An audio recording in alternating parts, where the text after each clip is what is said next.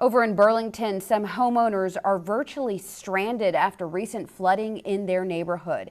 ABC 45's Elizabeth Ramirez spoke to residents who say this is now the second time in the past 10 days that their road has been washed out.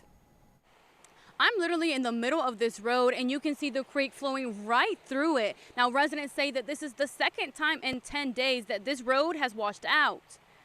We're lost. We're absolutely lost.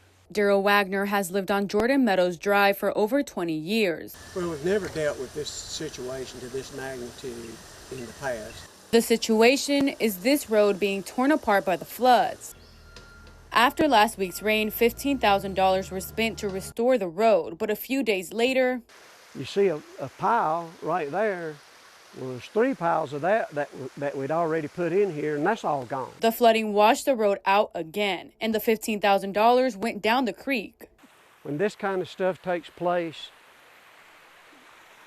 and it gets bigger than you are, then what? You know, then what? Right now, the concern is that in an emergency, first responders won't be able to get in. I do have a little heart issue, which has caused me to be transported out of here several times since I've been living here.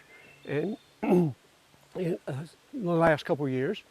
But my neighbor is a caregiver for her sister, who is a stroke patient. We reached out to Alamance Emergency Management Department to find out what they plan to do, but they haven't responded yet. But in the meantime, here we are, stuck.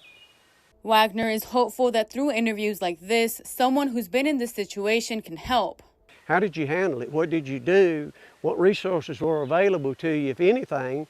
And where did you go from there? How did you solve your situation? Wagoner and his neighbors will continue to look for answers. For now, they're overwhelmed and worried that if more rain comes to this area, the road will continue to get worse.